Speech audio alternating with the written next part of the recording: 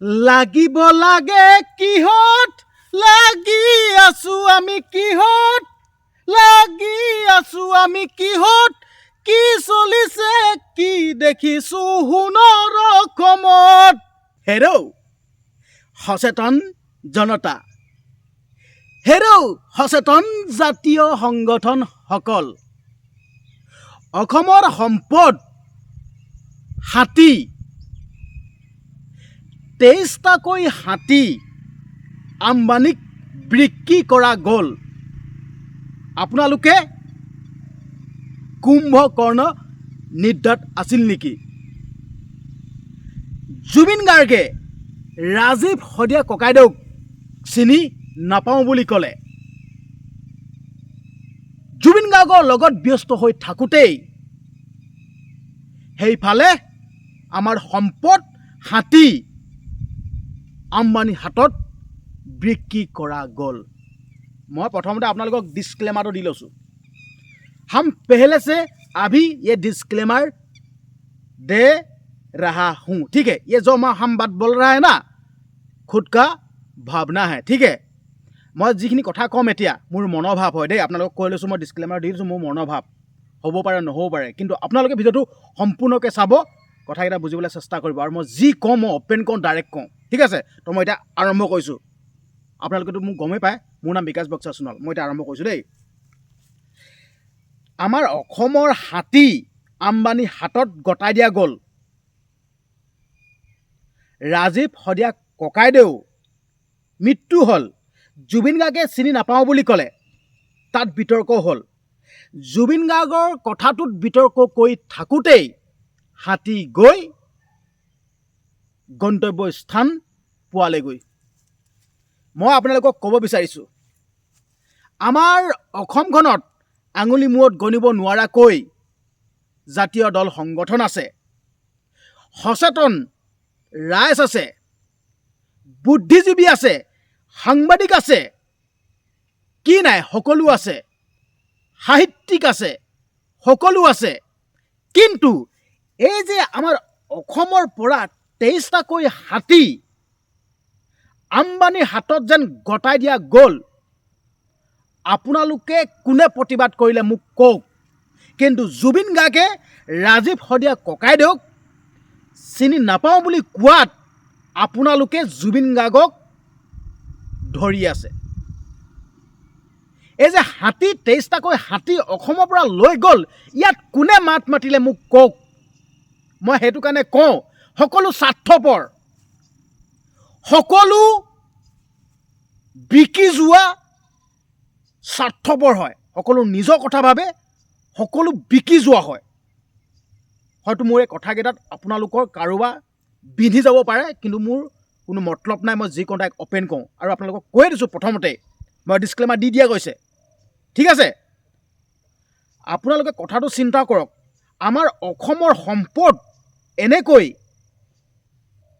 দিওঁতে বিকোঁতে খতম হৈ গৈছে হা আপোনালোকৰ খবৰ আছে যি গহীনত যি হাতী ভিভিআইপি কনভয় যোৱাৰ দৰে যি একদম পূৰা একদম গহীনত আৰক্ষী প্ৰশাসনে পাৰ কৰাই দিছে অসম কোনেও তাত প্ৰতিবাদ নকৰিলে কোনেও মাত নেমাতিলে কি বুলি ক'ম ইয়াক কি বুলি ক'ম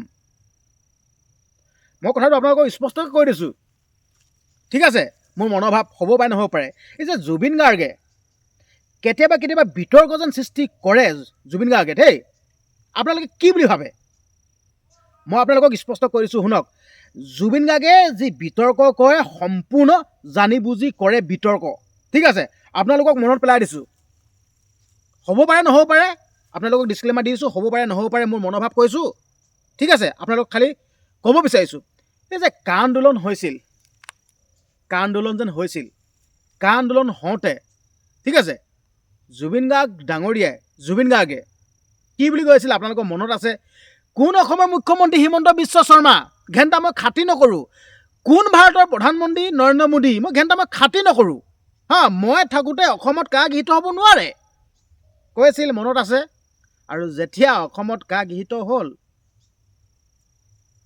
চুপ কুম্ভকৰ্ণৰ নিদ্ৰাত গ'ল ঠিক আছে,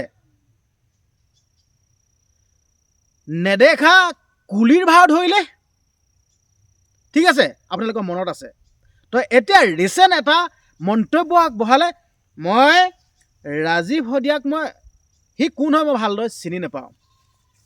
আপোনালোকে ভাবে নেকি জুবিন গাৰ্গ মূৰ্খ বুলি ভাবে নেকি? আপোনালোকে জুবিন গাৰ্গক মূৰ্খ বুলি ভাবে নেকি? জুবিন গাৰ্গক আপোনালোকে পাগল বুলি ভাবে নেকি?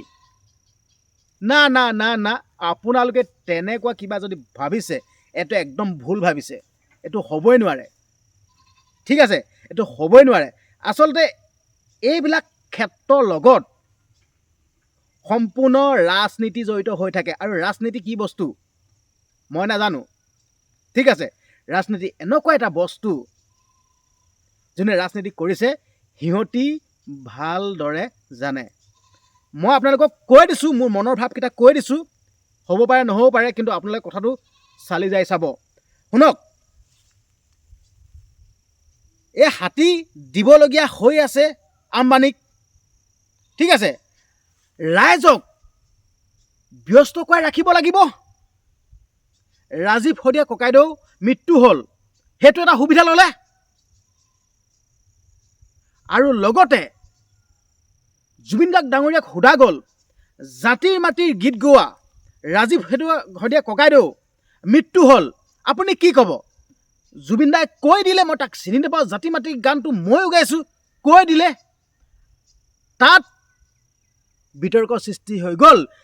প্ৰত্যেকজন লোকেই জুবিন দাৰ কথাটোত লাগি থাকোঁতে এইফালে আমাৰ অসমৰ সম্পদ 23টাকৈ হাতী আম্বানী হাতত বিক্ৰী কৰা গ'ল। আচলতে বিক্ৰী কৰিছেনে কৰা নাই কিন্তু নাজানো, নিউজত দেখিছোঁ 23টাকৈ হাতী লৈ যোৱা গৈছে। আৰু সেই কথাটো আপোনালোকক আঙুলিয়াই দিছোঁ, যেন কোনেও প্ৰতিবাদ নকৰিলে, কোনেও এষাৰ মন্তব্য আগ নবঢ়ালে।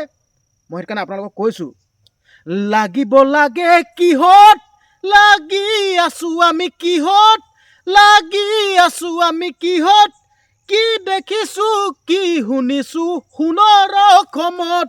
ঠিক আছে, আমি য'ত লাগিব লাগে তাত লগা নাই, আৰু য'ত লাগিব নালাগে তাত লাগি আছোঁ। কথাখিনি অলপ আপোনালোকে চালি যাই চাওকচোন। জুবিন দা ইমান মূৰ্খ নহয়। জুবিন দাই সকলো কথা সকলো কাম জানি বুজি কৰে। কাৰণ কেলে এই বস্তুটো মেইন। ঠিক আছে, এই বস্তুটো মেইন। আজি ৰাজীৱ শদিয়া ককাইদেউৱে এই বস্তুটো কথা চিন্তা নকৰাৰ কাৰণে আজি এটা অট্টালিকা গঢ়িব নোৱাৰিলে, এখন গাড়ী ল'ব নোৱাৰিলে। বাকী শিল্পীসকলে আপোনালোকে চাই দিয়ক, প্ৰত্যেকৰে এখন VIP গাড়ী পাব, প্ৰত্যেকৰেই ৰাজ অট্টালিকা পাব, কিন্তু ৰাজীৱ শদিয়া ককাইদেউৰ ওচৰত নাপায়। কিয় নাপায়?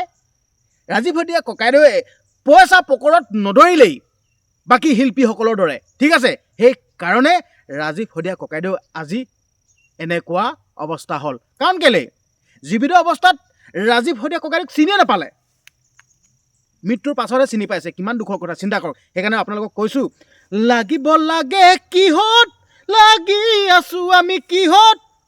ঠিক আছে, য'ত লাগিব লাগে তাত লাগিব লাগে। আপোনালোকৰ মাজলৈ ভিডিঅ'টো প্ৰেৰণ কৰিলোঁ। আপোনালোকক প্ৰথমতে কৈ দিছোঁ, মই ডিছক্লেমাৰ দি দিছিলোঁ, সম্পূৰ্ণ মোৰ মনৰ কথা, মোৰ মনৰ ভাৱটো আপোনালোকৰ আগত প্ৰকাশ কৰিছোঁ। ঠিক আছে, কিন্তু কথাকেইটা আপোনালোকে বুজিবলৈ চেষ্টা কৰিব। বহুত বেয়া লাগিল। হাতীটোৱে যেতিয়া সোঁডাল উলিয়াই, ঠিক আছে, গাড়ীৰ পৰা যেতিয়া সোঁডাল উলিয়াই বাহিৰলৈ দেখুৱাই দিছে, সেই দৃশ্যটো দেখি বহুত দুখ লাগিল। কমেণ্ট কৰিব নাপাহৰিব। ধন্যবাদ।